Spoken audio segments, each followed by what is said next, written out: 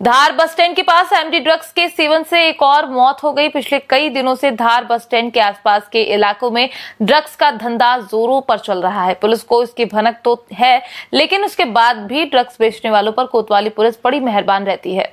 आजकल के युवक और युवती ड्रग्स की चपेट में आ रहे हैं। बीती रात संजय पिता मुकेश निवासी बस स्टैंड की मौत एमडी से हो गई। परिजनों ने मृतक की लाश को बरामद कर जिला अस्पताल भेज दिया। स्थानीय निवासियों का कहना है कि पिछले कई महीनों से क्षेत्र में मादक पदार्थों का धंधा आसपास के इलाके के लोग कर रहे हैं। शिकायत करने के बाद भी कोई कड़ी कार्रवाई नहीं की जा रही है। कई बच्चे इसकी चपेट में आ रहे हैं। पुलिस कार्रवाई भी करते हैं तो छोटे मोटे लोगों को पकड़कर छोड़ देते हैं, लेकिन इस ड्रग्स के धंधे में बड़े बड़े माफिया सक्रिय हैं जो बस स्टैंड के आसपास की कॉलोनी से इसका रैकेट चलाते हैं। अगर समय रहते कार्रवाई नहीं की गई तो आने वाले दिनों में भी मौतों का आंकड़ा बढ़ने वाला है, जबकि प्रदेश सरकार मादक पदार्थों को खत्म करने के लिए बड़े बड़े अभियान चला रही है। वहीं धार में अभी तक इसकी कोई कार्रवाई नहीं देखी जा रही है।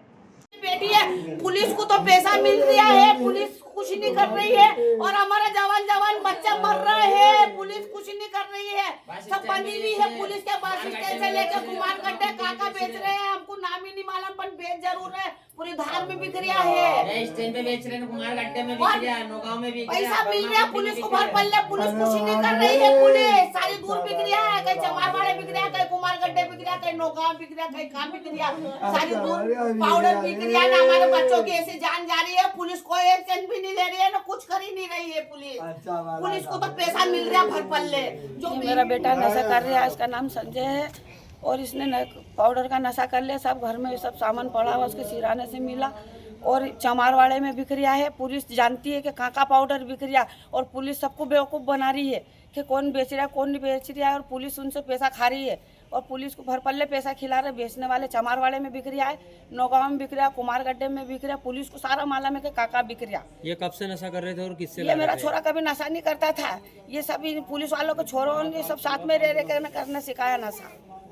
ये किससे लेके आ रहे थे कुछ मालूम है? ये कहता था कि कुमार गड्ढे में जा रहा हूँ, वहाँ मिलता है, चमारवाड़े में मिलता है, नौगांव में मिलता है, और भी कहने कहाँ कोरट में मिलता है। सारी दूर बताता था, ये नशे में बबाड़ता था तो हम सुनते थे इसका। अभी क्या घटनाक्रम हुआ? आपका बेटा कैसे क्या मरा?